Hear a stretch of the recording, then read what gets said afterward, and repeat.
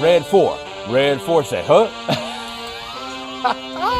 That is hilarious. I wish, if you're not watching, please do watch, because the fact that Ahmed went to Texas all of a sudden and became a quarterback. I wanted to be a Red Texas 4 quarterback said, just huh? like you. Oh yeah, we're back. He's back. The great signal caller. Nobody can handle crowd noise better than Ahmed Fareed. He's from Detroit, but when he puts his hands underneath the center, he's from Texas and goes Red 4, Red 4. Red 4. That's so great. I tweeted that I'm more Texas quarterback than the Texas quarterback. Yeah, apparently. I don't know how I did that. You're right. Yeah, no doubt about it. But we do have some submissions today. So it's our new thing. It's our new thing. I like it. Rate your snap count. Right. We have 2 people that submitted a snap count. Good. And we'll have to see. Is it better than Red 4? Yeah. I don't know I don't know. We can't say that right now. We will get to them. Well, we're going to have 3 submissions. 3. The 2 people that sent in, and then you're going again. I mean, we need to work on it. So it's now my brand, right? How do I not embrace it? you can work with Red 4. We can do that. We're just going to work on the timing, the rhythm, and then the set hut part of it to really make it good. And then when you get that, I'm going to further embarrass you and then ask you to do it a hard count. So, I mean, we're going to go to the phases, and I hope the fans join us here, like the listeners. So this has become a tradition of the pod, right? So I think so. It's what I've become at the top of the show is we embarrass Ahmed. So it was with Red 4 last time. I wasn't trying. I thought that was a good snap count. Yeah, but it was okay. I've come to find out now that it was not that great. Right. Well, everyone's made fun of me for it. And then during the pandemic, what was it? I came out and I thought it was a safe zone, and I said I was team bidet. Yeah. And so no, I'm the bidet guy. Right. I'm the water squirter down there. Right. And also, for many episodes in a row, at the end of the show, we did a pit check. Yes. Because I had sweaty pits Hey. a lot of last summer. Hey. It's gotten better. It has gotten better. You're right. Your pits have gotten better. I don't know about your bidet usage. I'm sure that's staying sky good. high. Still sky high. That's good to hear. Okay. And don't say that. What? We don't only embarrass you. I embarrass myself at the start of the show true. plenty of times, That too. is true. All right, You're good. right. So I just want to make sure we're in this together. I don't want to throw you out there. No, but it's honestly very freeing, right? It's like this is the most vulnerable and like you can be, and I like it. I can't just start the football podcast being like, all right, let's get into it. Let's start talking about football. I don't know. I like to have a conversation with you. Yes. And talk a little bit, throw a little curveball out there. I feel like it gets me in the mood. Does it get you in the mood? Oh, speaking of that, we have something to begin our show today. Oh, do we? Chris Sims, professional body inspector. Oh, that I am. Most awkward transition in this show's history. Take your shirt off and let me check. Let me see your body now. By the way, your dad is not here on the show. Dude, I give up with my dad, all right? I don't even know what to say. Which at the end of the show, I was listening with you and Paul. Great show, by the way. Thank you. At the end, you go 100% dad will be here 100%. On Wednesday. Last Wednesday, he goes, you just need to let me know when you're going to use it. And I said, all right. I said, let's just plan on every Wednesday around 11:30. Okay, got it. I'm good. Boom. I'll be there at 11:30. Okay, now I got it in my calendar and we're all good. So, Pete always, you saw the group text last night. I did. He always sends a text message out the night before just to go, hey, is your dad, you think he'll be on, and all those type of things. Yeah. I sent my father that along with like 2 other questions I asked him. He didn't answer the pod one. So that was the first thing I was like, he answered the other 2 questions. He didn't answer that. Then I didn't hear from him this morning. I had to send the text back again. And hey, I don't know. Apparently he has something he's doing with NFL Films right now. So, and again, this is the other issue with my dad too. And this is like anytime that this big time, he doesn't even know his own schedule. That's what drives me crazy. Right. He has an assistant that kind of keeps track of all those things. So he thinks, Wednesday at 11:30.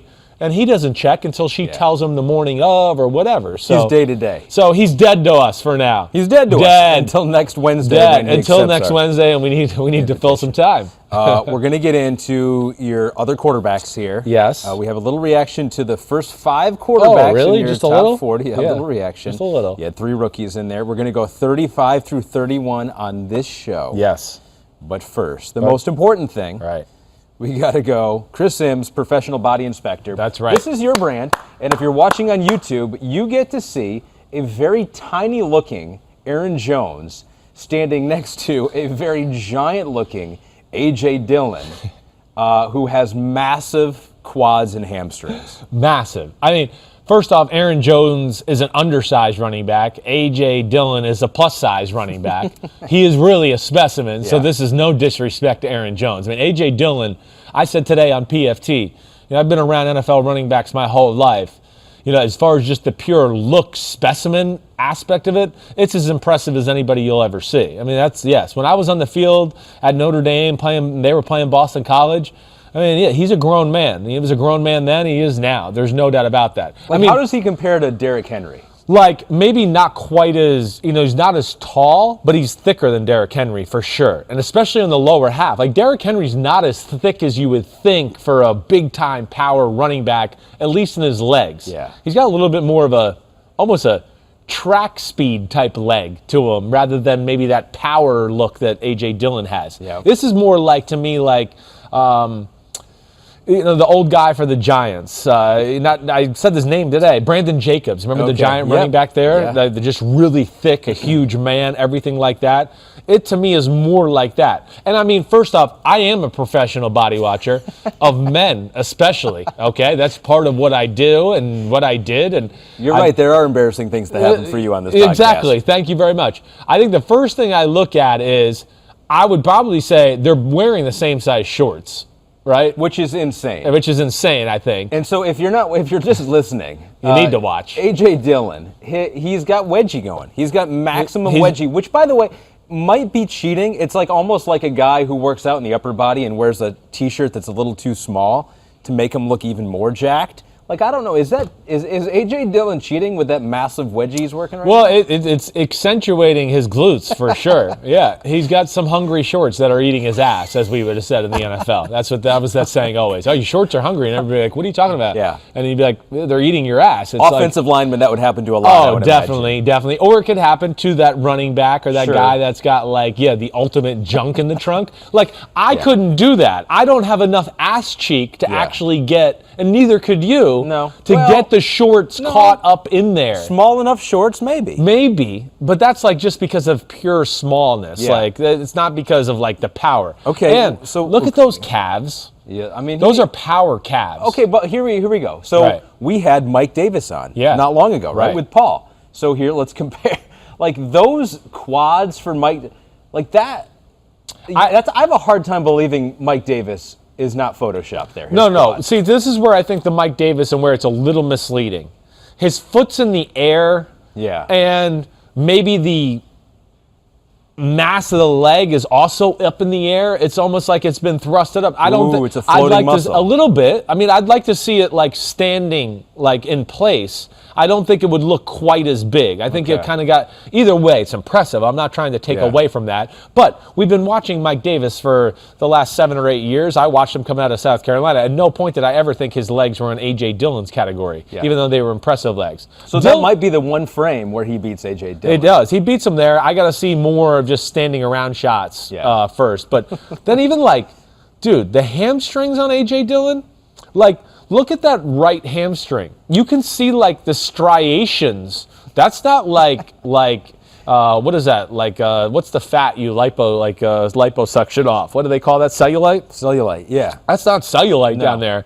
That is truly the muscle of the hamstring and all of that popping through the skin, because that's how freaking rocked up he is. And so the calves, pretty amazing. Right? The calves are amazing. He has a muscle on each calf just standing there. I know. He's flexing. It's impressive. It really is. So to complete this, and we apologize to our audio listeners, you're just going to have to pull up the YouTube video. That's what you got to do. At this point. Yeah. The final one is an opposite look here. This is Aaron Rodgers on vacation. Let's pass him through the Chris Sims professional body inspector. Hey, it's not bad. I hear a lot of the dad bod stuff and all that. First off, I don't think this is the best Aaron Rodgers in shape he is.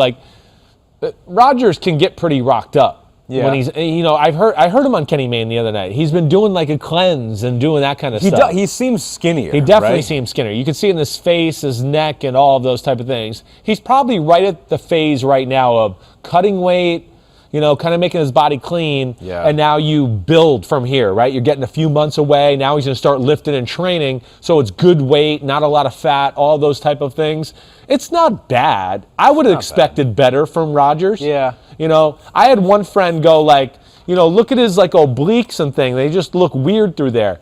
And what I would tell you to that is, a lot of throwers have those. So hold on, I just want to picture that. Quarterbacks don't always have that V up top. Like you know a what I friend mean? of yours calling you up and going like, "Hey man, if you have a second, check out Aaron Rodgers' obliques." Well, when you get it wasn't more of that. It was more of like, what's up with the midsection of your dude? Okay, that's what I got. And it's not that there's fat there. It's maybe not ripped. But here's another thing I'll say. Being a professional man body breaker downer, for sure. Okay, and that's what I am.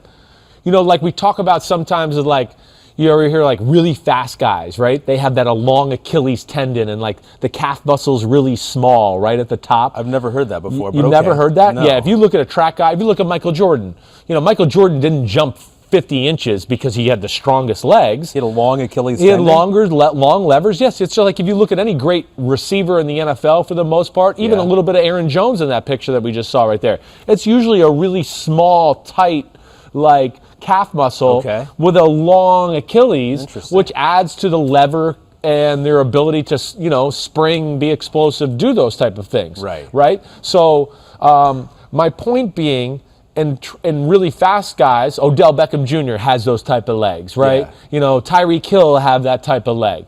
But my point is, with a quarterback, what makes a quarterback a great thrower is, of course, their levers on their upper body for the more times than not. More times than not, you hear quarterbacks have long arms, big hands. Why does that matter? Well, it's the lever theories. It helps, and of course, to grab the football. But the other aspect is, I would say most really good throwers, and I'm not going to take my shirt off here, but I always was big through here because you're rotating all the time. Your life is rotation. And it's one of the more gifted muscles of your body as a thrower.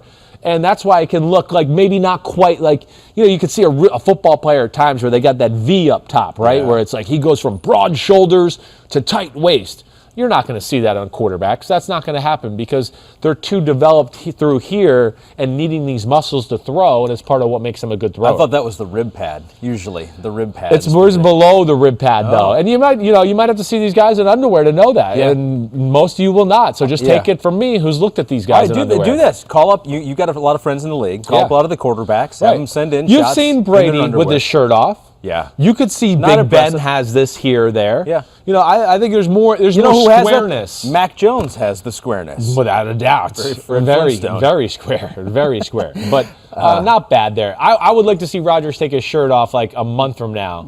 And I bet you it's going to be a different look. The concern is that you lose enough weight, you're going to start losing muscle too. I don't want him to lose muscle. No, he cannot do that. He did that 2 years ago. And the year he went 26-4 with his touchdowns, and when they lost to the 49ers, and he lost, I thought, a little bit of explosion in his running and even his arm. Last year, I knew he came into the year with it, and in that same year, I remember thinking, man, his pants can barely stay up over his ass, right? Last year, he came in rocked up, and I'll tell you where I knew it. The State Farm commercial, the one where he's throwing the ball to the dog, and then he throws one so far that, you hear the car alarm go off. I mean, look at him in the white T-shirt there. That was before the year. He was jacked. He's got pecs. You could see the arms, every muscle in his arm, all those type of things. And you go MVP. But your point is real, though. You're right. I saw too many old players, I'm going to lose weight so I could be faster. But then you do that and you lose the muscle like you're talking about. So now you have no weight or strength, and now you're weaker and you lose the explosion. And it almost goes in the opposite direction of what they were trying to intend to happen. We have to say that this is not professional medical advice, and so if you out there are making workout changes, check with a doctor. But I think that all that checks out. I think my wife is big into it too, and she says that if you lose too much weight, you're going to lose muscle. You're going to lose muscle. It has to do it. You got to do it the right way. So A-Rod, don't lose too much muscle because you've lost a lot of weight. Bulk up now. He's not stressing about missing OTAs. I can tell you that much. All right, so we're out of time. So we'll get to the rest of the countdown. You're funny. Next week, Tuesday. Pete says we'll see you next Tuesday. No, let's get into it. So before we reveal your next 5 on your quarterback countdown list, we already have outrage. Let me just tell you this too. Oh no, what happened? What happened? This is breaking news. Phil can come on. Are you serious? He can come on. Now he's saying his things have been moved around and he's really not going to be busy till 2. So we might have to. So let him know he's dead. We let me know. What do you want to do here? Pete, text us with what you think. See how we're doing time-wise. We've already taken 20 minutes to talk about various bodies within the NFL, and so if we had to do it over don't again, worry. maybe we would. Phil. With a capital F. We'll let Pete figure that out. He's the guy that has to make don't all this worry work about anyway. It. All right, number 39, you had I know. Justin Fields. Yes. So here, Kristen has put up your bottom 5. Yep. Which is not a disrespect. I mean, if you're one of the top 40 quarterbacks in the world, that's pretty good. Case Keenum, Justin Fields just ahead of him, then Trey Lance at 38, Kellen Mond 37, Marcus Mariota at 36. So he had 3 of the rookies in there, back to back, which was really cool. Number 39, Justin Fields. Brian says, are there any comps for quarterbacks with similar mechanics to Fields? A few successful quarterbacks have had less than flawless mechanics. Sure. Why are Fields' mechanics an issue, but someone like Philip Rivers' mechanics aren't? That's a good question. It's a great question. First off is you didn't see Philip Rivers in college miss nearly as many throws as errantly as Justin Fields. So, yes, I never liked Philip Rivers' motion, but I also didn't have results like Justin Fields in certain games where I went, what the hell? Why is he missing that throw? What's he doing there? All of those type of things. And Philip Rivers, yes, that worked for him. It was ugly, but it compromised his power and things like that. That was always an issue. If you go back in time, I mean, there were years early on in his career where they talked about, he fixed his motion. He fixed his motion in preseason and things like that. But then he would kind of revert back to what he does as the season would go along. So it didn't necessarily help him, and it didn't help him towards the longevity of his career. Okay. But I guess the first thing I'm saying is there's a mechanical issue. Mm-hmm. But when the results are always good, it's not as much as an issue because you go, well, he controls it. He puts it where he wants. Right. The guy was open. He hit it. I mean, what are you going to say after a while? So have you seen anyone whose results were not great with bad mechanics I could say come back and have a good NFL career? Sure. First off, Rodgers' mechanics weren't great to start off. We've talked about that. Brady went through an era where when I was saying he wasn't one of the 5 best quarterbacks in 2013 when the Broncos basically played them, were like, we're going to let you throw, Brady. We don't think you can beat us. One of the biggest reasons there was Brady's mechanics. He got into a really I'm going to raise my arm high in the air and throw the ball with this really high release. And then, my right arm is going to go down to my left pocket there. And it led to he was a great 5 and 6 yard thrower, but as I stated at that time, he was one of the worst down the field throwers in football. Mm-hmm. He adjusted that. You can fix this with Justin Fields. But this is, to me, it's a hard fix. It is a hard fix. That's where I worry about it. You can survive with cocking the elbow.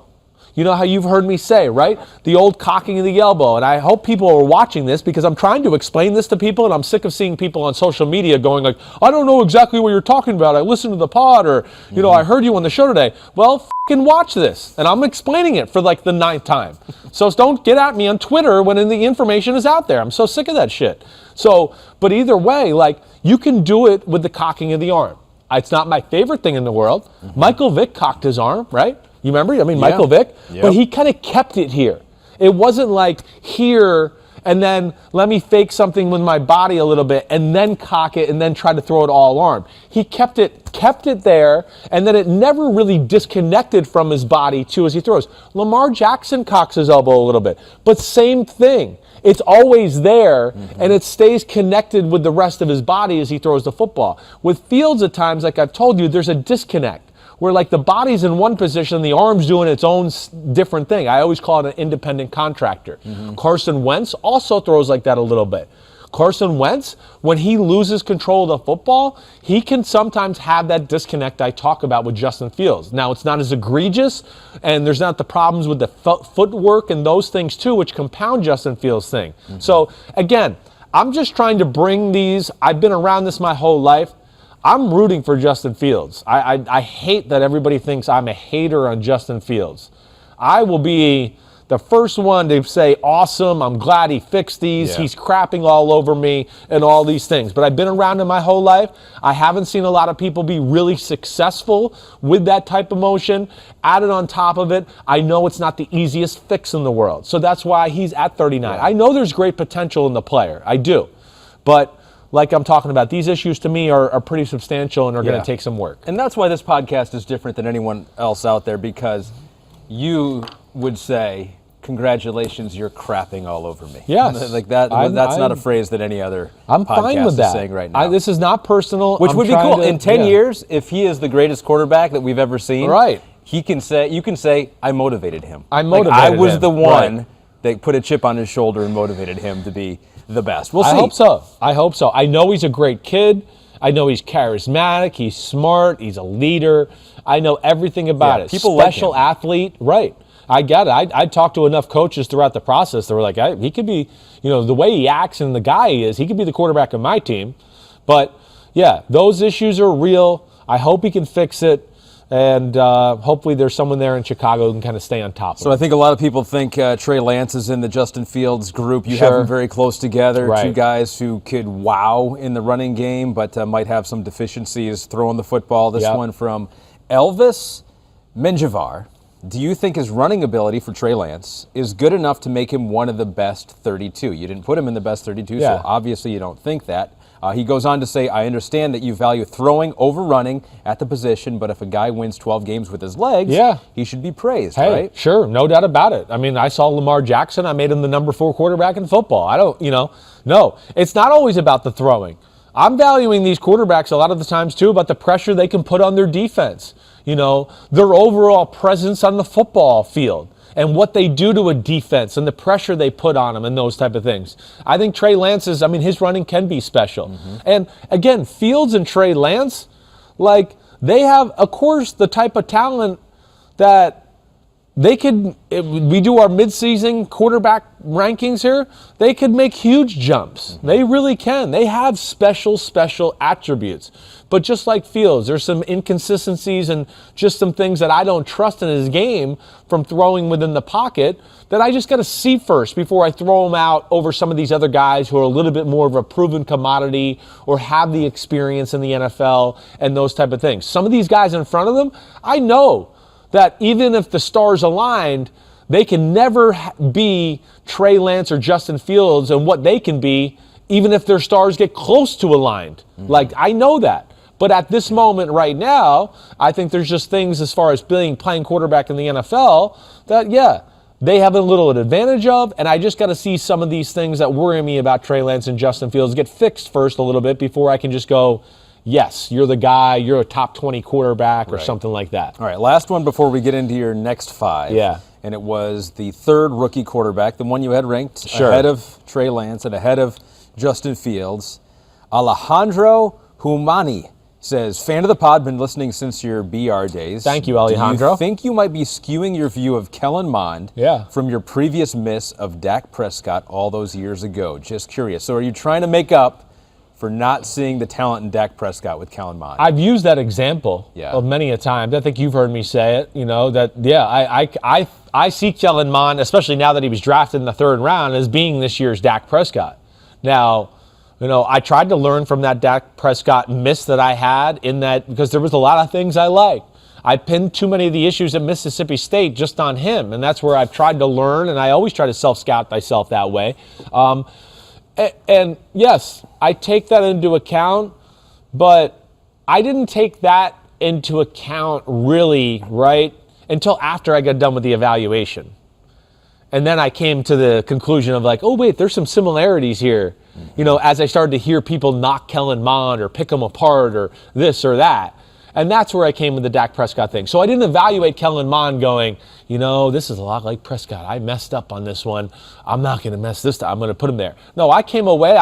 Maybe I'll read my notes on this stuff. I came away watching him, probably about the 10th quarterback I watched, and went, holy fucking shit, this guy is legit. How come my dad is the only guy I've heard talk about this guy? That's really where... that's where it came from. And then I went through my notes and then, I could start to watch more and more and I'm blown away. So, no, again, I think Kellen Mond is of course, worthy of being in front of Trey Lance and Justin Fields. And I think when it comes to NFL football, Kellen Mond is more ready than those two right now. I would trust, again, my rankings are about, this is my quarterback depth chart for 2021. That's what it is. It's a quarterback depth chart, right? That's all we got here. So it's about right now, what have you done? It's everybody's playing for my team and my offense. We all have the same offensive line and receivers and everything like that. And I trust Kellen Mond to be in that situation, to drop back, make the reads, make the proper throws, do all those things more than I do with Trey Lance and Justin Fields right now. Definitely, no doubt about it. I will say once again, I think Kellen Mond, you could make the case that he and Mac Jones were the two best pure in-the-pocket passers coming out in this draft. I think you can make a case for that. I know he's not as talented as Zach Wilson or Trevor Lawrence, nor do I think he's as good. But I'm just talking from that pure pocket aspect. I don't know if anybody was more ready as far as that's concerned in the NFL than Kellen Mond and Mac Jones. And your whole point of this list is not to look into the future. It's who would be most successful in 2021. This second. 2021. And I got a lot of crap last year for Tua. I got the same outrage as Justin Fields from Tua last year. Yeah. Same type of thing. Because it's just been beaten to everybody's brain. 2 years I've been watching college football. Everybody says he's the greatest thing. His team wins. Yeah. They're in the national championship game. Very similar. Right. And it's the same type of thing.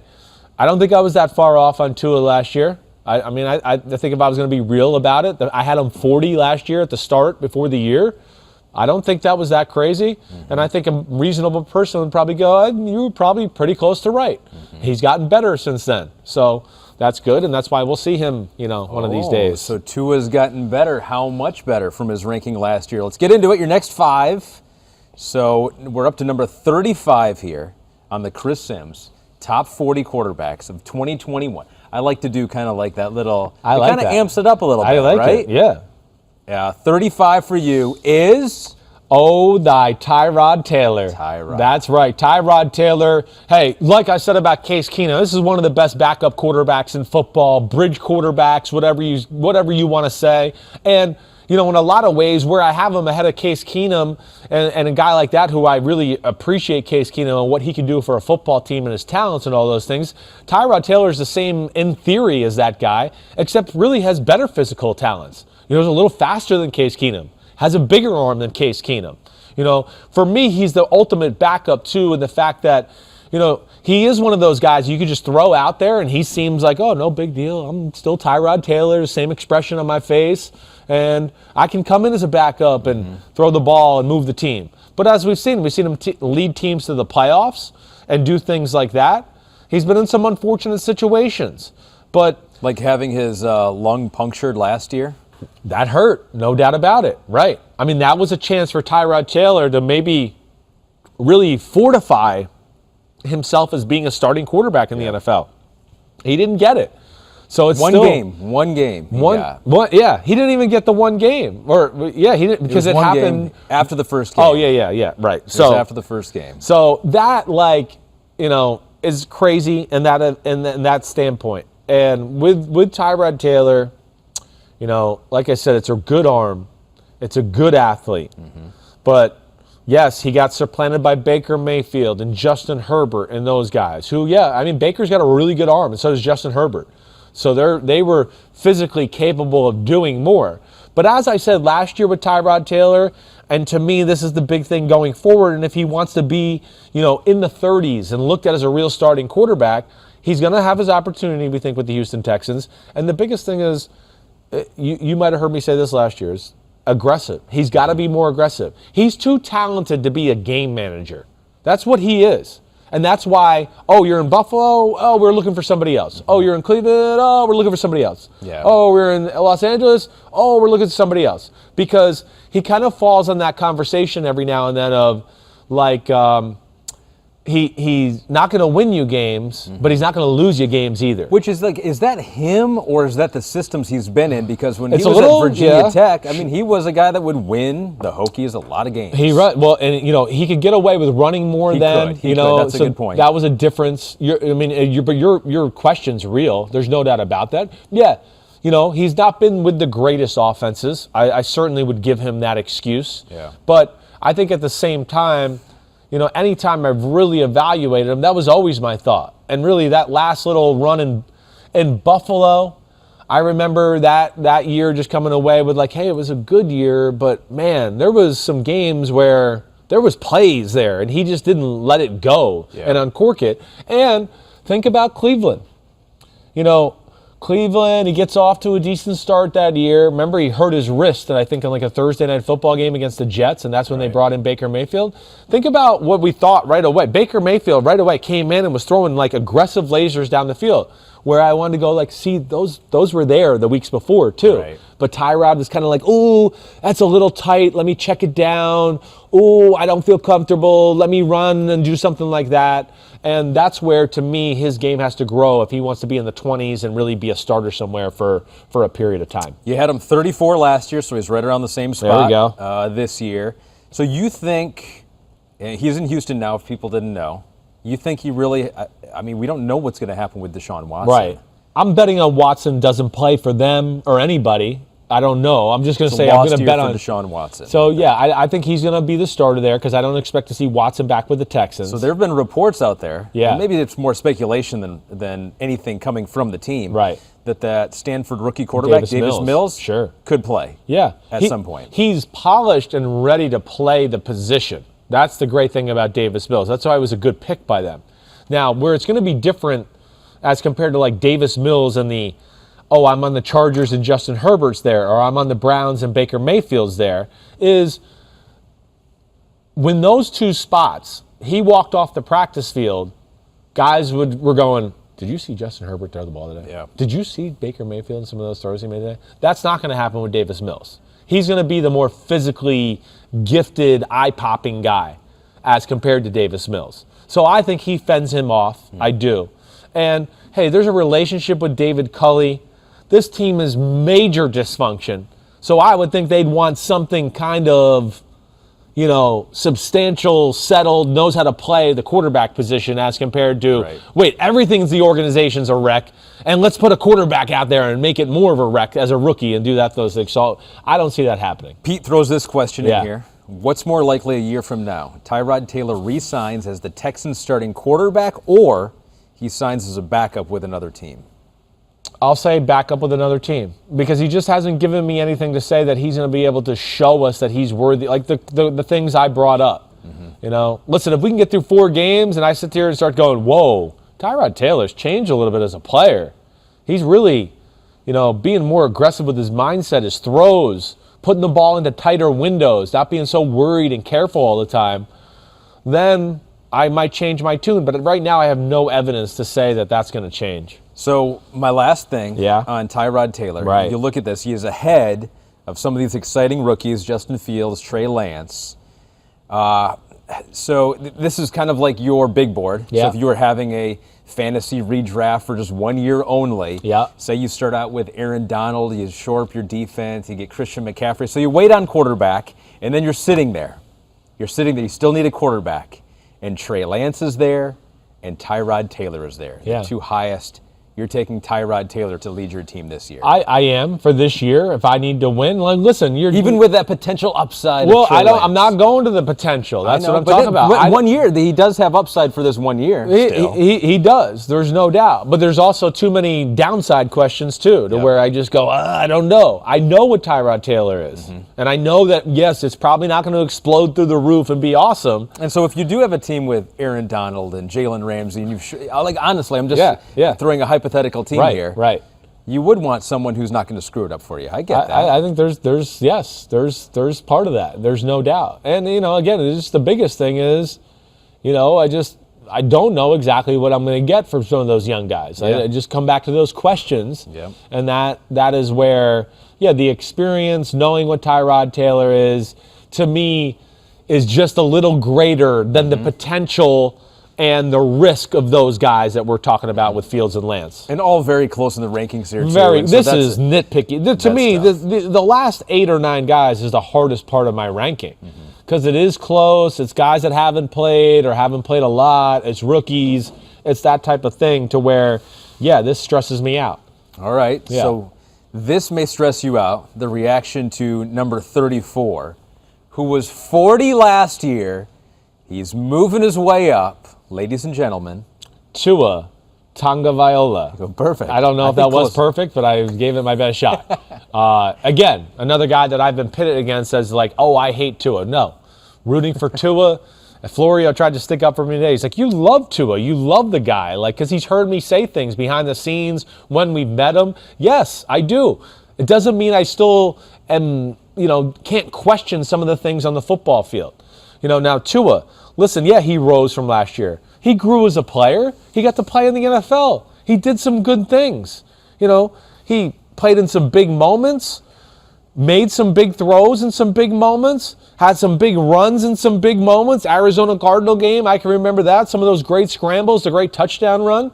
So he got better as a football player, but I still have my questions. I do.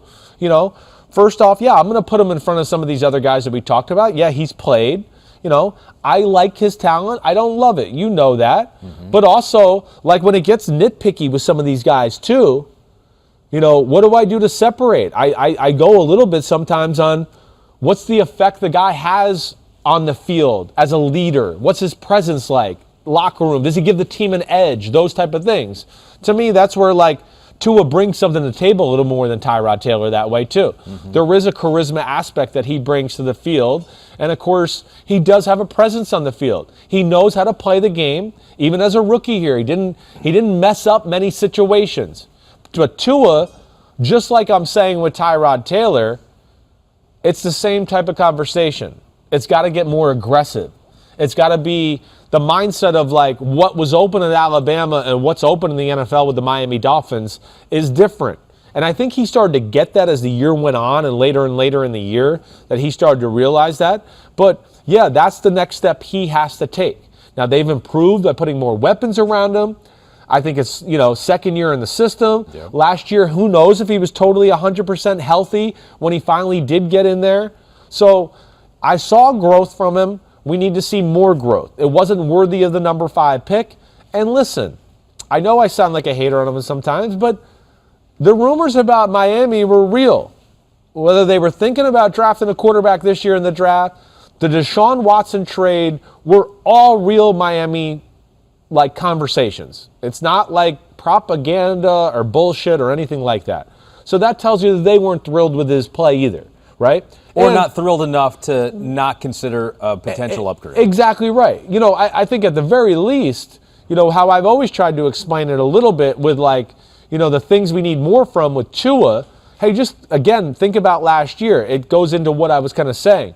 They weren't calling different plays when Ryan Fitzpatrick got in there on a 2nd and long or 3rd and long. It was the same plays Tua was running, except it was the aggressive mindset, the anticipation a little bit, the knowing of wait, no, this is open in the NFL. This isn't Alabama anymore.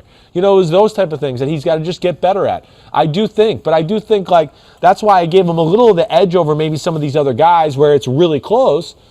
He does have a presence and a leadership and a charisma about him that guys can get behind. That's for sure. And that gave him the edge over a guy like Tyrod Taylor for me, in my opinion. You mentioned his best game was probably versus the Cardinals. They won that game. They beat the Chargers the next week. That's was probably his second best game, so it was a good start for him. They beat the Rams, but it wasn't a great game for him. No. But he played it the right way. Yeah. That's where, again, even in some of those games where he was underwhelming, at least he didn't it up and lose it, so that is a positive too, to know how to play and understand what your team is and we're the Dolphins, our defense is good, and I give him credit for that as well. Unfortunately for him, his worst game was probably his last. With the playoffs on the line, Buffalo Bills threw the ball 58 times, so they put it on his arm, threw for 361 yards, but had 3 interceptions, was his only multi-interception game of the season. So that was his lowest quarterback rating game of the year. That's where we need to see the growth, because that was the one game where, first off, it was, hey, welcome to the Northeast, right, in December. I think that was probably a little bit of a thing, too. It was kind of a cold, dry day up there watching that game. But that was that's where I'm talking about this growth of Tua, open receivers, being more aggressive, all those type of things. Because what happened in that game? Flores and the defense couldn't manage the game. They couldn't stop Josh Allen, right? It was just he was too good. So he was on fire at that point. And they'd have been able to kind of make everybody average on offense while Tua started for the most part. And then they could kind of play, hey, we're going to run the ball and run some boots and play actions with you and kind of manage the game that way. And that was a game where that's why we need Tua to make the next step. Because there is some good offenses in the AFC, of course, and in the AFC East to where you can't expect the Dolphins defense to shut down Josh Allen to 20 points in a game. You might have to get in a shootout and beat him 38-35 this year or something like that. And that's where Tua's got to, grow and expand his play. Yeah, Tua, his longest completed pass through the air yards here, was 44 yards downfield. Only Jimmy G, Brandon Allen, and Alex Smith failed to have one longer. So he did not have a really deep completion necessarily this year, and so maybe that's something they're going to have to improve upon. Yes. So if, with all they've added this offseason, the Miami Dolphins, I mean, they're in their window right now. Maybe a little ahead of schedule than what they thought, but they're in their window. They are. If the offense is not above average this year, do you think it's most likely because Tua underperformed? Yes, I do. I mean, I hate to say it or put it that way, but it's a little bit like Daniel Jones on the Giants, right? There's just no excuses this year. It's like, maybe if they get injured and they get, so then maybe, got a few old linemen got hurt. Devontae Parker's hurt again. Maybe Jalen Waddle's ankle was banged up or whatever. Okay, then maybe he'll have that excuse. But just from the basic look of it, as it looks right now, that O-line, Gesicki at tight end, Parker, Preston Williams, and Waddle at receiver. Right. That should lend itself to not saying it has to be a top 10 offense, but should be certainly more dangerous and more explosive. So here were two things I was searching around on the internet. And USA Today has got Dolphins Wire out there. Yeah. And they wanted to throw a couple stats that give optimism to Tua here. Okay. They want to look at a glass half full. Cool. Unlike you, a Tua hater, who looks at glass half empty. They looked at two things. Yeah. He had 2 fourth-quarter comebacks. That's right. Versus Arizona and versus the Pats in Week 15. Right. So that's a positive for a rookie quarterback. Sure, it is. I don't have any issues with that. Again, this is part of the reasons why I have him in front of some of those guys. It's just things like that. His leadership, his coolness. He's shown some of that stuff to be able to lead a team and not be overwhelmed in a tight situation. And you mentioned the weapons that he has this year. Yeah. Last year they noted an interesting stat. The Dolphins wide receivers didn't get a whole lot of separation. The Dolphins, according to Next Gen Stats, ranked 28th in the NFL last season with separation from the slot. So their slot receiver was not getting a whole lot of separation. We always know on this show, stats, you can poke holes through anything here. But maybe the weapons last year were not quite as good as maybe it looked on paper. I think that's totally fair. I do. They had some injuries with some of their other wide receivers. Parker was banged up. Parker's really the only guy that can really, really separate on that team last year where you just went, wait, that's kind of a stud guy. Preston Williams is more of a big body guy. Right. Where he's a guy he's covered, so what? We can still throw to him and do that type of stuff too. And here's where stats like that can be misleading too here again. And this is not about Tua, but I'm just trying to inform people of the lack of separation from the receivers can also be because of the quarterback and the team having to call simple, basic plays sometimes where the team's going, I watched film the last 4 games and they ran this play 30 times, same formation. Oh, it's that play. I'm all over him. It's tight. Yeah, I've seen it 60 times. Oh, it's the bootleg with the guy in the flat. Oh, there's no separation. They've called it 9 times already. Oh, no f***ing shit. No f***ing shit. There's no separation. So that's how that can play together. I'm not trying to be a mean. I would have never thought of that, but that's such a great, that's a good point, right? The predictability of an offense is all they do is play actions and boots. So, okay, well, we know where they're going to kind of end up in that. Yeah. Oh, you're playing, a good defense? Oh, the separation isn't great? Well, yeah, you have a formula that you kind of do week in and week out, and that's again where numbers can be a little misleading. Which could be an indictment on the quarterback that he can't handle a complex offense, or an indictment on the coach that he's not calling it. Right. Even with that, even if the quarterback can't handle it, he's not that stupid to where he can't handle little curveballs here. It's their job to make the simpleness still look complex. Right. So, yeah, they could help out in those areas, too. Interesting. Yeah. All right, so that is Tua, who has moved up from 40 to 34, but Miami Dolphin fans will still hate not going to be. They're still going to hate you for that until he moves up even more, which maybe he will do next year. Here's a guy, the next guy is one who has moved down, unfortunately. He was 25th last year, but still in the top 33. Your number 33 quarterback is? Drew Lock, Denver Broncos. Yes. I mean, I like Drew Lock. You know that in a lot of ways. His high-end talent's real. You know, I think people in Denver are panicking a little bit, or maybe what I want to say, just overly critical of the play I saw from Drew Lock last year. I know it wasn't perfect. I know that. He could take a page from the Tyrod, Tua. You know, I'm not going to be so much of a gunslinger and understand how to manage a game a little bit. You know, and not every throw has to be a 35-yard missile into double coverage. That's where Drew Lock's got to get better and just playing the position, taking what the defense gives you. But he does have a real upside to be a big-time quarterback. You know, I thought that's what we were going to see more last year. You know, again, he was one of those guys that, you know, you had to place off of limited information and things like that. But no, it wasn't a great year for him. There were certainly some moments of going like, hey, what the hell? Like, what you're going to make that throw or do that in this moment? No doubt about it. But I also think there were some moments of, a few games where I can go, wow, he played phenomenal football and did some really special type things. So I think that's why it was great they bring in Teddy Bridgewater, because I think that'll put the pressure on him to polish some of those issues we talked about. But he's boom or bust right now kind of guy. He's a guy make or break year. It really is a huge year for him. He has the talent to be a consistent top half of the league starting quarterback. Here's a look at what he did. He had 5 starts his rookie year, 13 starts last year. Completion percentage went down. Touchdown percentage went down. Interception percentage went up. Sack percentage went up. And quarterback rating went down. So he regressed in basically every category. Every category. You know, just played too loose. That's the biggest thing. That's really all I come to. That's why the completion percentage so low. You see the interceptions, those type of things. Yeah. And hey, listen, another part of it is he's got to stay healthy. That's part of it too. He's been banged up a lot here. Mm-hmm. You know, in a short period of time. You know what's funny with him, and I was looking at next gen stats for him too. Yeah. And we like quarterbacks on this podcast who press the envelope. Yes. Go down the field. He certainly did that.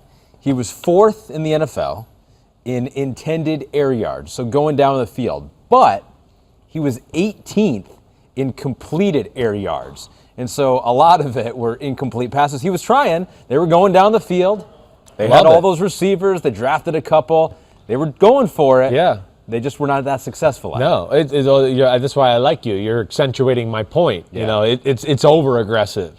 I like it. I get it. You got a great bunch of receivers and a tight end to put pressure on people, but that doesn't mean we just have to, keep cocking it back and just throwing lasers all the time. Every now and then, especially when you have that type of firepower, teams are going to be a little bit like, oh, wait, he likes to throw the ball down the field. They got speed at receiver. You know they're going to play deep coverages and try to take away the deep throws. Yep. And that's, to me, it's the biggest thing about his game. It's just got to be a little more clean that way. Stop looking for the big play all the time. Don't be such the gunslinger. And I think he's smart enough to make that adjustment. So we'll see. We'll see. I'm a fan of Drew Lock, as you could tell. I expect him, I think, to win the quarterback competition with Teddy Bridgewater. Mm-hmm. I do. But I guess I don't totally trust it all the way yet because of some of the things I saw last year and just whether he'll do the right thing. You're playing for a defensive head coach. Yep. And you have a good defense. And his ass is on the line, that head coach. Don't throw 15 picks. Don't throw 15 picks. Err on okay, this was kind of close. I'm going to be a chicken and check it down. It's going to do better for his career, his coach, everything. So if Drew Lock plays like he did in his rookie year, which wasn't great but wasn't bad. Yeah. Do you think he's worth giving another shot to in 2022? I do. I think he, out of the two guys, has the best chance to maximize their talent. Uh-huh. But as you've heard me say, he could also be the guy that it up and is the reason they start out 1-4. So that's where it's going to be Vic Fangio and Shermer and on them in training camp to go preseason to this guy. Did he grow? Can we trust him? Is he going to put our team in bad positions?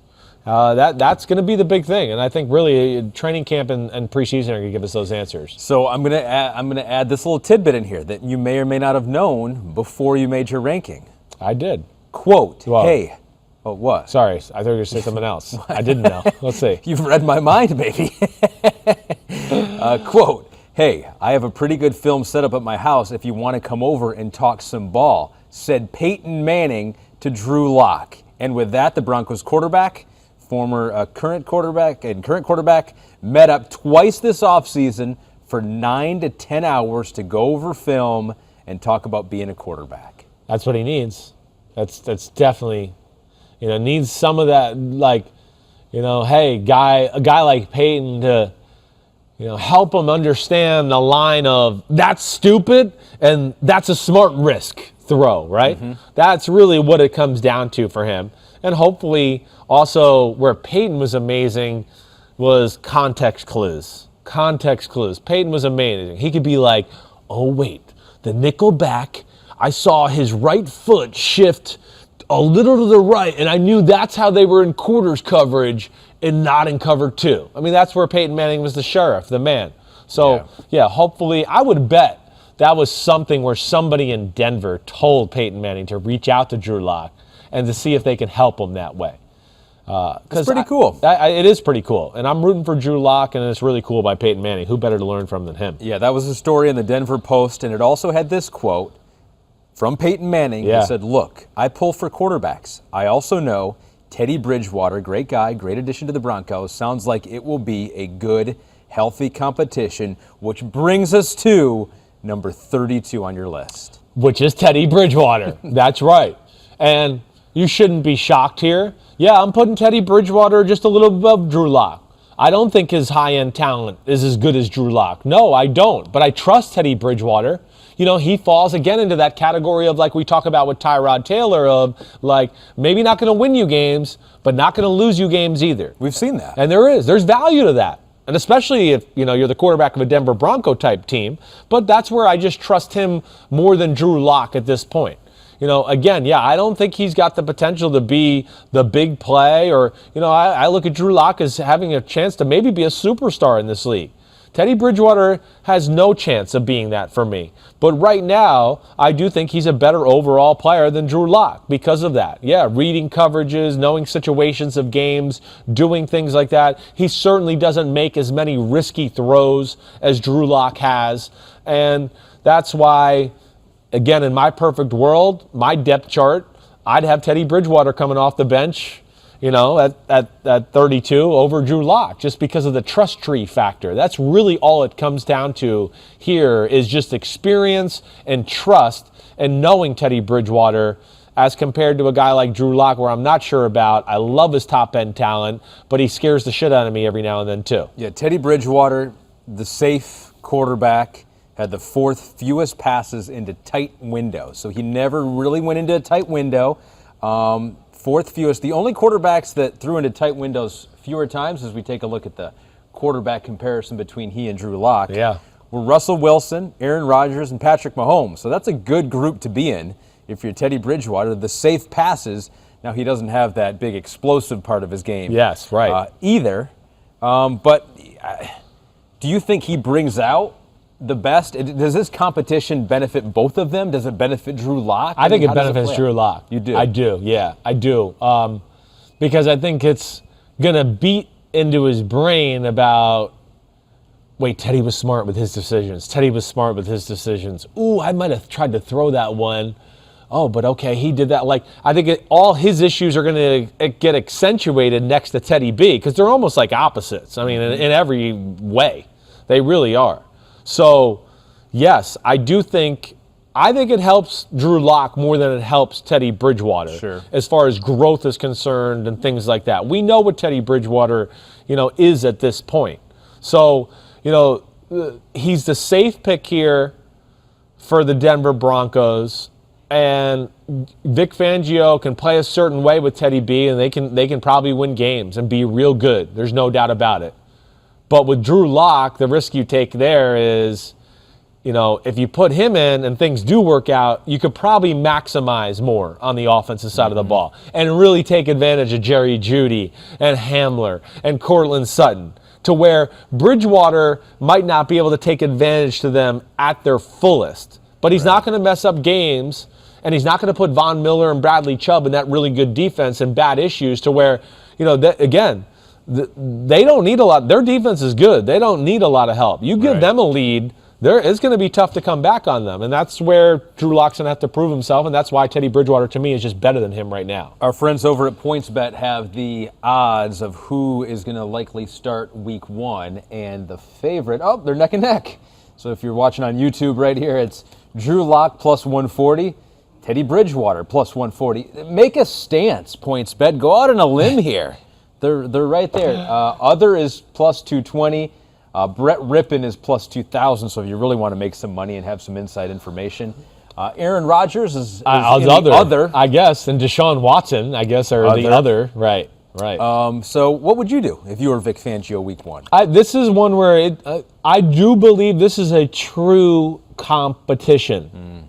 You know how I always most times, 99 out of 100 times, when there's a quarterback competition, one guy is kind of perceived as the starter, and we're going to let them compete, but that one guy's going to really have to up to let the other guy start, right? Because there's a guy the coach wants to win. The guy the coach wants to win. They always go into it with a little bit of a preconceived notion of who they want and those things like that. Right. I think this is one, though, that is going to be real because you got to evaluate Drew Lock in the preseason games especially to whether you can trust him. Like, Drew Lock, okay, let's just say first 14 days of training camp, he's beaten Teddy Bridgewater. Every day he's been better.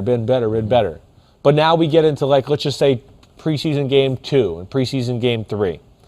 And, preseason game 2, Drew Lock threw an interception and had 2 others dropped. And now we're in preseason game number 3. He threw 2 interceptions this game and had 1 drop. That's going to scare the shit out of Vic Fangio and company, especially if Teddy Bridgewater plays clean and moves the ball and all those type of things. That's why I really think, it's a real competition. I really do. Drew Lock, like I said, has more talent, and I guess in my heart of hearts, I want to think he's going to grow as a player and take this, but again, I just don't know yet. Right. All right, so 32, Teddy Bridgewater, not that exciting of a player, but a solid NFL quarterback and one of the top-end backups that you could have. Exactly. We should do just a backup ranking. I know. He'd be up there. Tyrod would be up there. Right. Case Keenum. It's those guys. Yeah. It's these guys that are borderline bridge starters, a.k.a., oh, my gosh, this is my backup. This is awesome. I'm a Super Bowl team. Yeah. And Drew Brees got hurt. Now I have Teddy Bridgewater to go 5-0 with. Yeah, that's why they're perfect. And that's what Cleveland has. In a Case Keenum, Baker Mayfield got hurt. Oh, we're 9-4.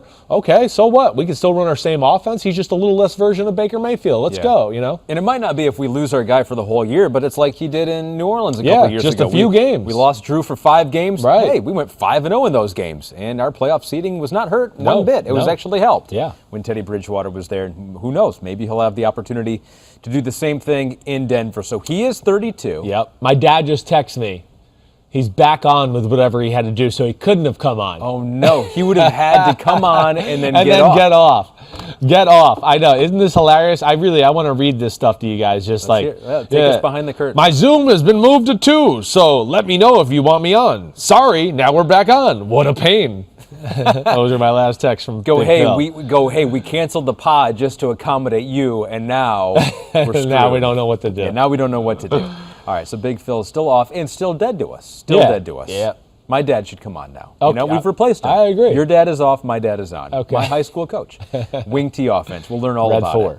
Number 31 on your list. This is the final one we'll do on this podcast. We're not quite into the top 30. 31 is Jared Goff, Detroit Lions. Yeah. My guy. Yep. I don't know. I know that's your quarterback. It's my quarterback. Jared Goff. Hey, Jared Goff, there is experience. We know he's played in big games. But there's a number of questions about Jared Goff. I mean, certainly. First off, no redeeming, unbelievable physical qualities or traits, or you just go, oh, wow, what a great athlete, or oh, wow, what a great arm, or oh, wow, man, he can process and go through reads as quick as anybody in football. There is none of that. So that's why he is kind of 31 to me. Obviously, you can win games with him, but it has to be within a certain formula or a certain way, in my opinion, to win those games. And, so Jared Goff, listen, there is good arm strength. Mm-hmm. He can throw the ball hard and far, but it's one of the least catchable balls in the game, and it can be inaccurate at times. What does that mean, least catchable? It's a lot of hard wobblers, never spirals, doesn't spin really all that way. Those are really hard on wide receivers because it just kind of hits you like if Aaron Rodgers or Brady, they throw those perfect spirals, first off, it's very easy to focus. It's easy to put the hands right in the perfect spot, right? Mm-hmm. And because it's spinning so hard, it almost digs into your gloves, right? Now, if you throw kind of a knuckler that's not moving and it's doing this, like, oh, I think I'm going to catch it perfect. Oh, wait, that hit me right there because it's wobbling. And now I dropped it. So that's what I mean by an uncatchable ball, right? Yeah. I have my questions, obviously, about Jared Goff, but I do know he knows how to win football games and lead a team. And from that aspect, those are the things I like. He does have, like I said, an arm that can stretch the field, but it's not the most accurate, and nor does he always look to be that guy.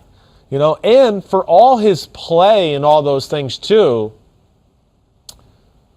he doesn't play the game like a really experienced quarterback. That's, I think, the thing that maybe bothers me more than anything. It's just knowing the situation, knowing the game. Don't make this throw here now. Oh, it's 3rd and 1. It's a bootleg. You're wide open to run and get the first down. Oh, he throws the ball. Incomplete. They got to punt it. There's just too much of that in his game. Here's the theory. Yeah. He was babied too much by Sean McVay. Well, Sean McVay is like, run my offense. Don't think too much. Just follow my lead here. Maybe, yes. But that's... And now out of that system... with Anthony Lynn, sure, he can bloom, he can blossom. I mean, that's a nice theory, and I think you could say that to him for a year or so. I believe your dad has said that to me about a theory before, and he did not mean it. Yeah. Well, you could say, especially for first year, all those things, but he had enough time with McVay to where he should have grown. Yes, naturally. 5 years. And again, I yes, don't love Jared Goff, the player. I have nothing against him personally. I would expect Detroit to really play a similar way to what the Rams did with Anthony Lynn. You do think so? I think it's going to be running the ball centric, run centric, and boots and play actions, and they'll keep it that way. Mm-hmm. But yes, as a pure pocket passer, I don't like his decision making. I don't like his control of the football, and I actually think he's not very good within the pocket. So that bothers me. Hey, show the picture again, too. Can we show that picture that we brought up for the rankings? That's a rare position to be in as a quarterback. Oh, you don't like his... I don't love that. No. I mean, you have a hard time finding any picture with any quarterback in their backswing like that, right? Where, first off, and if we can come back to me here now, is I always talk about the arm angle, right? That never should leave. No matter sidearm, boom, boom, boom. This should never change, right? Rodgers, Brady, Mahomes, Josh Allen, that never changes. Never. I mean, he let the arm get like that, and then the ball's like that? Like, that's weird. I don't know.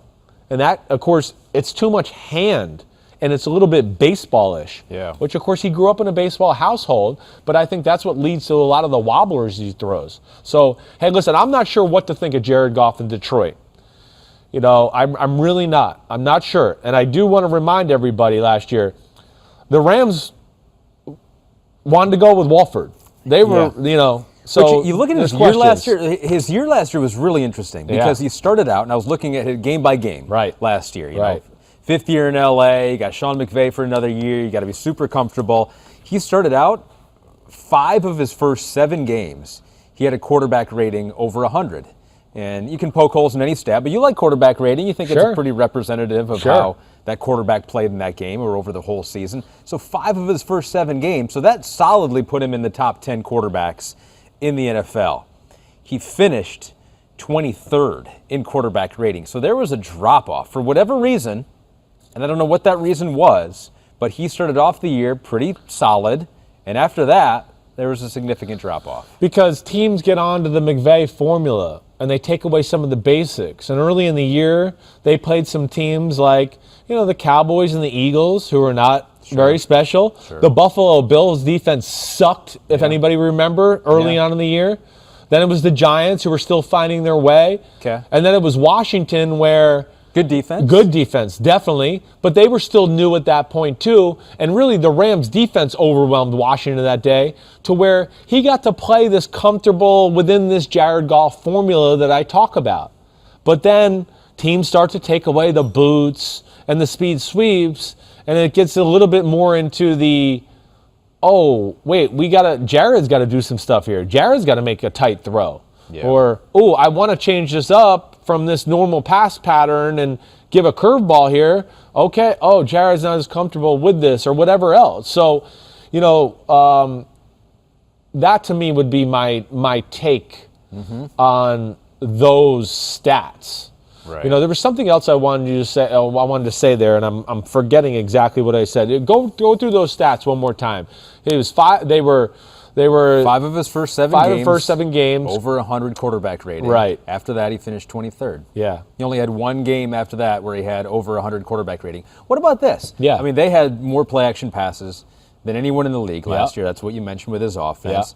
Yeah. He was the 5th most blitzed quarterback last year. He didn't have a great offensive line. The offensive line in Detroit's not bad. It's like, of all the deficiencies they have on that team, I mean, you put a quarterback behind a better offensive line. That should help. It will. But you're also leading me down to, I'm glad you brought this up. This is where I talk about, when you talk about, like, experience. Yeah, he's got experience. He's got more experience than, of course, some of the guys that I got behind him on this list. There's no doubt about it. But not the kind of experience you would expect out of a quarterback who's played as much as he did and been to a Super Bowl. And why? He got exposed in the Dolphins game. As far as he didn't know who to pick up or who was blitz or who was going to make him hot. And it became a thing because it was like, we just watched the game where one team sent like the same blitz 10 times and he never quite could figure out how to blitz it, pick it up, get it out of his hands, do any of that. So that became a thing. It became a thing of like, hey, you can blitz Jared Goff. He might not know where to go with the ball or get to the right check or not where his hot is. So I'm glad you said that because that made my point. I know people are going to think that we actually worked on these things together, and we did not. But yes, when they could run the ball and do all of that, of course it makes the quarterback better. Just the success of him in itself is always been off of that. And when they've been able to run the ball, of course, it opens up those bootlegs and things like that, which lends to misleading stats sometimes from Jared Goff. And Pete has given a counter stat to the stats that I mentioned about his success in the first 7 games. Yeah. He was 11th in passer rating. He was 11th in yards per attempt. But Pete has found out that he was 29th in average depth of target. There you go. See? So they were throwing near the line of scrimmage, yards after the catch. It's screens, it's bootleg. Here comes the guy behind the line of scrimmage, right? Oh, boom, he's open. And to me, that's the big thing. And now, now teams start to see it, and it becomes a little bit more of like, hey, we're on to McVay stuff. We know we'll have a few little curveballs for us, but now Goff's got to do, is more on his plate as the season goes on, which happens to all quarterbacks. Right. And to me, he's never really been able to answer that bell when, the McVay magic wears off. One final counterpoint. Last thing, too, I want to say, too. Because, people go those first 5 out of the 7 games, you talked about, all those good things and all that. But we've said it. They're bullshit stats. It's bullshit. It's all bullshit. I can remember a few years ago, PFF made fun of me because I said one of the best games I saw Jared Goff play was a game he threw 3 interceptions against the Bucks 2 years ago, Jameis Winston's last year there. But he had he threw 3 interceptions. But what I meant by it was a game where the McVay tricks weren't working. Yeah. And he played and made a lot of game-changing throws. They lost the game. And yes, he made some mistakes, but I saw more throws from Jared Goff and plays in this game than I did all last year. So I guess my point is just saying, like, numbers can lie, once again, is what we're saying. And the stats can lie, and it's not always about that. It's about what you do to put pressure on the team, change the game that way. And that's why I made that comment way back when, because I was like, whoa, I never saw Jared Goff kind of like carry the team a little bit with his right arm. Sure. So what doesn't lie is the X-rays. And this is from the Lions' new GM, Brad Holmes. This will be the final point we make on Jared Goff. Yes. He said, quote, "The last time I saw him, he was starting a divisional playoff game on the road and completing over 70% of his passes and doing it with a broken hand." Yeah. The one thing that I have always known about Jared is his toughness, his physical and mental toughness. Sure. Brad was in LA. He knows Jared Goff. Tough quarterback. Give me at least one positive thing here. He is. I know. It's my quarterback for this year. I love Matt Stafford. I know. I will root for the Rams. I have to get behind Jared Goff. You're making it very difficult for me. I'm sorry. I really am. I understand it's the hardest part of my job here because it's not personal, and I really hate that aspect of my job. I really do. He is tough. There we go. There's no doubt. And he's battle-tested. And he's not going to be, if you're in a big game versus the Packers to win the NFC North or something, he's not going to be overwhelmed. That's why I got him there. Really, listen, there's other guys on this list behind him where I go, they're f***ing better than him as a player and physically. I mean, I don't want to say as a player, but physically. Right. But I give him some credit for some of those things we're talking about. But don't give me I love Brad Holmes, but don't give me the 70% in the divisional playoff game for 179 yards. Good, 6.4 yards per attempt. Yeah. Okay, so with a broken hand. That though, I do give him a lot of positive for that. Yes, he's selfless. Even with McVay and his cryptic Wolford stuff last year, Goff was very professional through that, and I give him a lot of credit for that too. That leads us to, speaking of toughness, I have compiled my own list now, Chris. You did 40 quarterbacks, and this stems from the last time we were together. Yeah. And we had a homie who wrote in about who would win in a quarterback coach Royal Rumble. So you team up the quarterback and the coach of every team, and you put them against another quarterback and coach from another team. Who would win? And we kind of we thought, who's the top 3? Who's maybe in the top 5? I got motivated yesterday and made 32 through 1. Who would win in a Royal Rumble, a fight, all-out fight, quarterback coach versus quarterback coach? I'm really excited. It's about time you put in some work into this podcast. I did feel like I needed to pick up the slack, right? Because you're making these lists all the time. You're going to draft to every position. I was like, let me do a list here. We won't put this on Chris.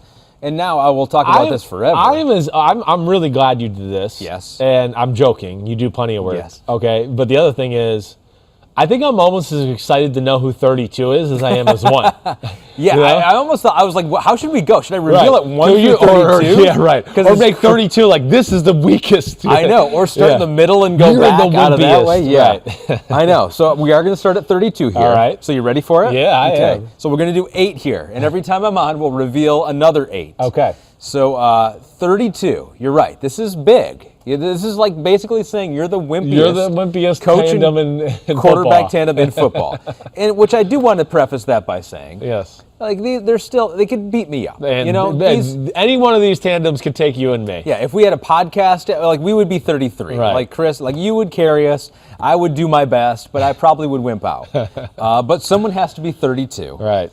And that is the wimpiest coach and quarterback combo in the NFL. And number 32 for me is the Cincinnati Bengals and Joe Burrow and Zach Taylor. Wow. They're not beating any other coach-quarterback combo in the NFL. I like it. So you're not giving any of their youth any credit which is surprising, right? But no, I think, Zach Taylor, smart guy. Right. I think when push comes to shove in a fight, he's not the guy you want.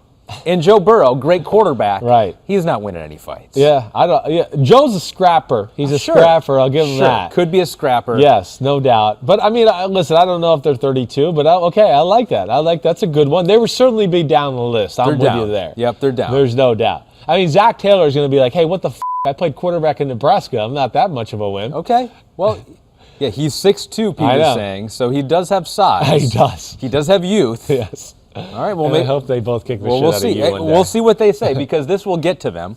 They'll have to respond. Like you can't take this kind of disrespect and not respond. Right. So we'll probably get a response from Joe Burrow and Zach Taylor on this. 32. Number 31, just ahead of them. I'm going with Deshaun Watson and David Culley. David Culley is a wild card. I know nothing about David Culley. Older, I know that. Seems like a super nice guy. Pete says he's 5'9". Yes. So he's very small. And Deshaun Watson, we just don't know about his availability. Like, can he even participate in this fight, right? Yeah. I think you can just say David Culley and whoever the Texans quarterback is. You're basically saying they're down the list. 31. Yeah, I got no problem with that. I can't really argue that a whole lot. But I guess I'm saying David Culley could take Zach Taylor, no problem. You are saying that, yes.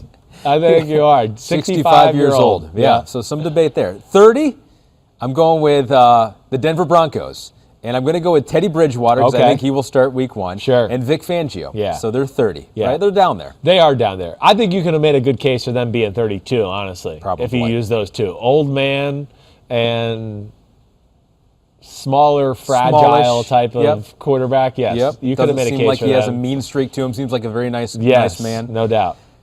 So 29 is, this could be a little bit of a surprise. Yeah. Patrick Mahomes, Andy Reid, the Kansas City Chiefs. Wow. 29. Wow, that does come as a surprise. That's as low on any list they'll ever be in their lives. Wow. Andy, I feel like would have the desire. Andy would have the desire to fight. I agree. I just don't think he has the ability.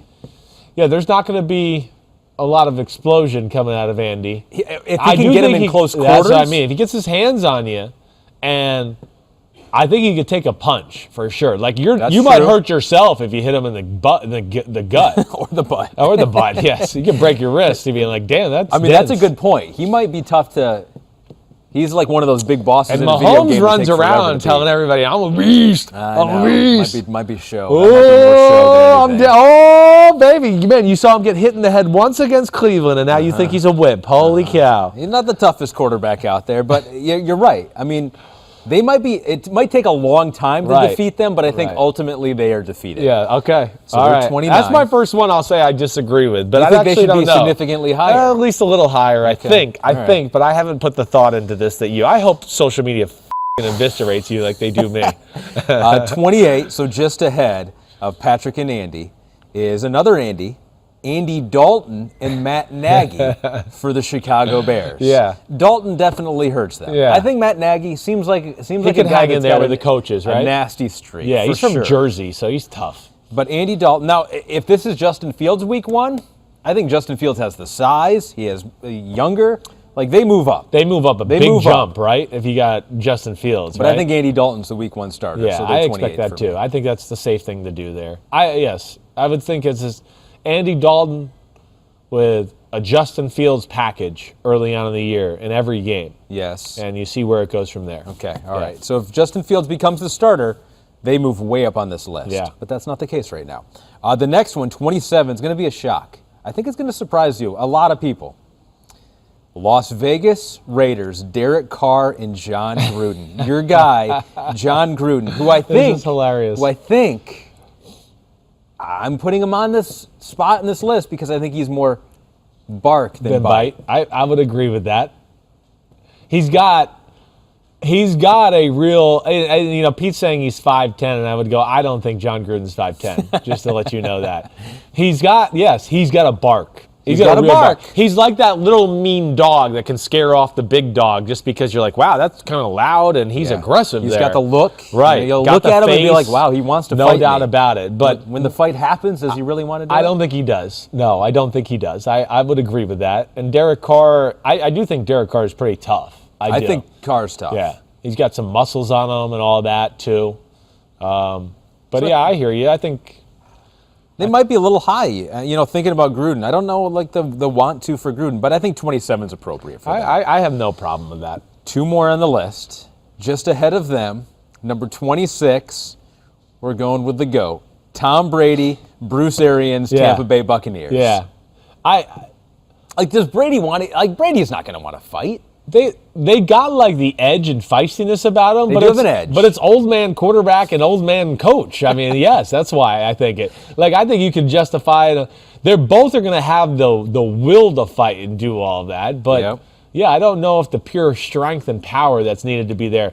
We already know Brady's a little jumpy in the pocket to begin with right now at this point in his career. So he might not like right hooks at his head either. He's got vulnerabilities. Right. His knee might be a little dicey. Right. He has some weaknesses. Yes. That could be attacked and exploited by players higher on this list. From a pure fighting standpoint, yeah, I mean, you could have probably made them lower, honestly. I mean, I think so. You probably could have. I think Bruce is just crazy enough for me. Yeah. Like, I'm like, what could he do? He's a little bit of a wild I know. card. You never know, right? He could have had a few drinks of whiskey and be ready to go. And Like, just is he carrying a weapon? He didn't have a mic and be like, he'll be here. He'll be here. We're going to sign him up. How he did in the post-celebration of the Super Bowl? Right. He'll be back. Yeah, like, would he snap? Would Bruce Arians in this situation snap? Right. And go a little too hard, right? Like ethically, he might not have ethics when push came to shove. He might not. I like this. They're 26, and the final one we'll do today is 25th on the list. However, seeing what I've seen today, maybe I would have put him lower. The Green Bay Packers, Aaron Rodgers, and Matt LaFleur. Aaron's lost some weight. He has. And I think that hurts him in this competition. I do. But having said that, Matt LaFleur, I mean, Matt's a small guy. He is. Like, just seeing him. But youth, I think he'll scrap. And Aaron Rodgers, I think he'll scrap 25th in my list. I got no problem with that. I hear you. Rodgers is not the biggest of guys to begin with. You're right. Right now, he's definitely looks like he's lost a little weight. Lost some weight. He's getting up there in years, too. And LaFleur, yes, not a big guy who... But he might be a small, like sometimes he gets small there's a little fighters, something right? there. It's like he's tough and he got a little edge about him. Yes. But I don't think I got no issue. I think that's pretty good there. This is what neither one are big, neither one are like overly those tough personalities. But they got youth, enough athleticism. They do that. That's where they could maybe be a little tricky is the athleticism part of it. So we should try to arrange this. 25 versus 26. Aaron Rodgers, Matt LaFleur versus Tom Brady and Bruce Arians. That'd be pretty good. Can you imagine that? Oh, that would be amazing. Be a good fight. That really would be. All right, so that's the bottom 8. I love it. Those are the people that would probably get beat in a Royal fan. Rumble. I'm a fan. Send all your hate to Ahmed Fareed. He thinks all those guys are wimps. I'm just ranking quarterbacks. He's challenging these guys. Yeah. Yeah, and honestly, if Zach Taylor wants to write back to this pod and give his case why he would not finish last in a quarterback Royal Rumble, let us know. Yeah, okay. That'd be good. It's a challenge to Zach Taylor out there. I'm gonna text Gruden after this and send him this. So he sends a text back. Maybe he'll agree. We'll have to see. Two more things here. Yeah. Because we got to get to rate your snap count. All right. My gosh, but we have to. Before we do that, we have a big event coming up. We're the big event network. Honestly, Kentucky Derby comes around. We got another one coming up this Sunday. The greatest spectacle in racing. 33 of the world's best drivers battle head-to-head for a chance to kiss the bricks and get a free swig of milk.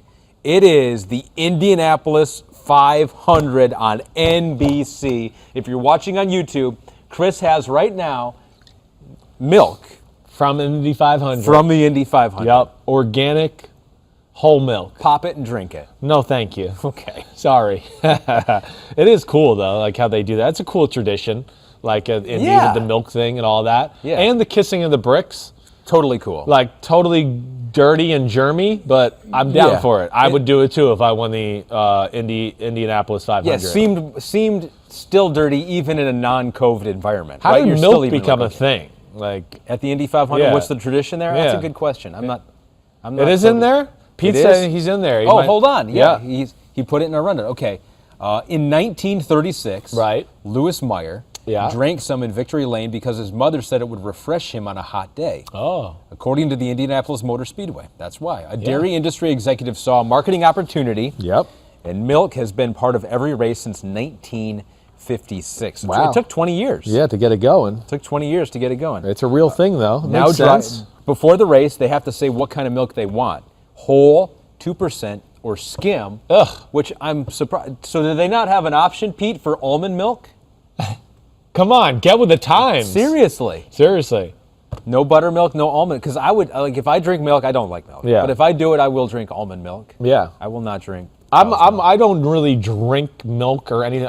But if I had cereal today, I want nothing but whole milk on everything. Like if I'm having milk, it better be whole. I don't want skim milk.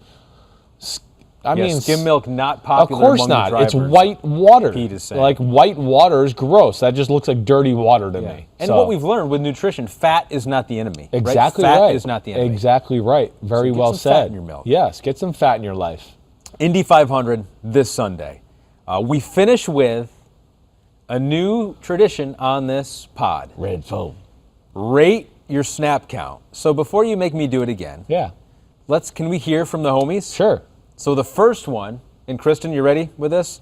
At JRichX, and this one is Black 88, a Black 88 submission from JRichX. I like it.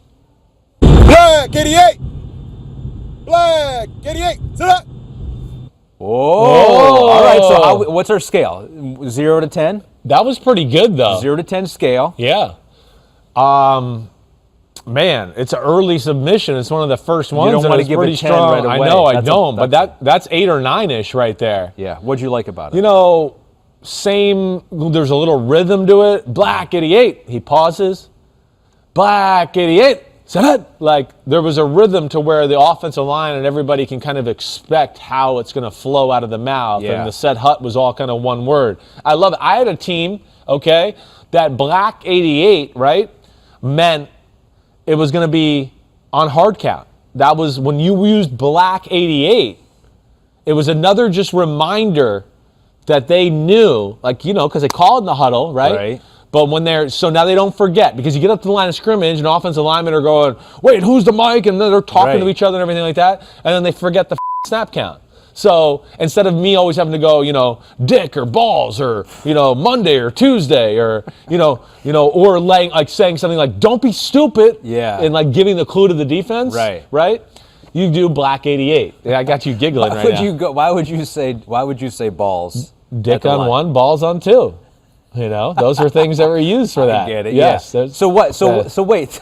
So Pete goes, my God. It would be a hard count. So what would that be? So give me the count for Black 88. So what would you do? Yeah. So hard count. Be Black 88. Black 88 said hut. Right. Just like that. Okay. Got it. All right. like my that, voice cracked there. I think actually, which is even better. It's been a while. I'm not in shape there. But yes. That is, it's a good way to do it without having to give the clue on the hard count. But very well done from our first submission. Are you giving him an 8.5? I'll give him an 8.5 to start off. Okay. I want to be able to adjust his since he's first. But he can resubmit. Okay. He'll have to do that, but that one is an 8.5. 8.5. We have one other one here, Bane Samet. Bane. And he said, and this one's coming is a purple 69, which may or may not be appropriate. But for this podcast, anything goes. Very appropriate. We just said dick and balls. Yes. All right, let's hear it. Purple 69, say hut! All right, Baines. Okay. We need some work there. I love the submission, first off. And it sounded like he was he in a work environment where he didn't want to be really loud, right? He was kind of like, purple 69, is my boss looking? Purple 69? So what I want first from our man Bane there is a little more separation between the number color, right? Let it breathe a little bit. More of a pause. Purple 69. You might have to send a guy in motion, right? Yeah. You might have to give a guy a signal or something like that. Everybody gets settled in. They're talking to offensive linemen or community. So purple 69. Purple 69. Said hut. Right? That's how you want that one to sound right there. When you get to that second purple 69. Said hut. You got to have that right there. So can we play that one more time? Oh, you want to hear it again? I like to hear it one more time just so I can make sure I got my critiques correct. Purple 69, say hut! The said hut's not bad. The said hut was good. It was all good one word type of thing. But next time don't do it at work, all right? And just separate them out a little bit. That would be the only thing there. But I love it. And I love that rating, he sent in. We got to give the rating. Tough love. Tough love here. I'm going to give him a 7. Whoa, a 7. No, a 6. Okay. Gotta go 6. Okay, I'll go a 6. I was Okay. really going to say the snap count was a 5, Yeah. but the fact that he gave us a facial That's true. recognition and Yes. did it, I give him some credit for that. So I'm going to give him a 6. I'm going to give him another point for being a video and giving that to us, dude. I appreciate that, Yep. Bane. So that's the precedent now. If you send it via video and show your face while you're doing it, you're going to get a bump up of 1 point. Yeah, you're right. You're going to get a bump up. And Bane, if you resubmit and give the snap count in Bane's voice from Batman, that will be really awesome too. Yeah, right. You know? Do it where you don't have to whisper, and do it as Batman. Yeah. Bane and Batman. Bane and Okay, there you Batman. go. Pete? What is this? Pete has a question here. Is Orange 77 the worst possible snap count? It doesn't roll off. You want to, Orange 77. You want things that roll off the tongue. That's why Purple 69 is not the easiest rolling off the tongue. Right. You know, Blue 80. Blue 18, Blue 25, Blue 25, Or Red Blue 4, 48, or Red or 4. Red 4, Red 4. That's almost too short, right? It is It's a little too few short. syllables. Yeah, right. Red 4 Right. is just 2. Orange 70. All right, you ready? Want me to do it again? You know it. Okay, here we go. I'm at work too, just like Bane. Ready? Red 4. Oh no. That was a 2. That was a 2. Okay. Red 4. Red 4. That was my second. That was supposed to be after. My Okay. first one. Okay, hold He on. got his color numbers mixed up. I love it. Hold on. Okay, ready? Red 4. Red 4. Set hook. Oh, it's worse than all of them. I know that. That's for I sure. like my twang I'm going to give better. you a 4. I'm going to give you a 4 Okay, on the mine's Richter 4. scale. Yeah. When I do it again, I'm gonna have to ditch the Red 4. And as much as I want to make Red 4 work, Just doesn't roll off. It doesn't roll no, off. No, it messes up your rhythm. I'm gonna all right. have to change it. All Good right. try. Good work. You know, let's Thank change. you to the homies for submitting. That was Seriously, awesome. and please continue to send. I'd like to have fun with this. I mean, what else we got to do this summer? Those are I'll fun. do it. We'll start doing hard count. Maybe color. What if we get 50 of them and we just do a whole pod? We could do a bunch of stuff like that. I give play calls. Let's see if people can spit it out the right way. Yeah, I like that. You know, maybe we do that. Something like that. Maybe we do a Facebook Live and we make people have to actually. I'm all for it. Okay. As long as other people Or are put on the Instagram spot Live. like Did I me. just say Facebook Live? I think I did. Yeah, you're old, man. Am I Bill Belichick over here?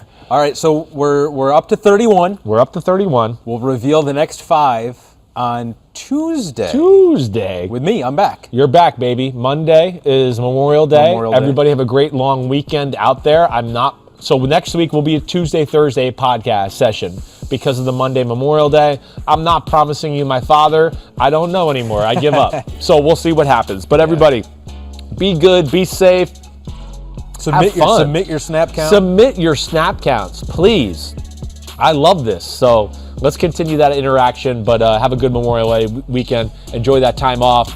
Drink one for Chris. Yep. Clap it up. Clap it up. Red 4. Red 4. Red 4. Red 4. Say it hot.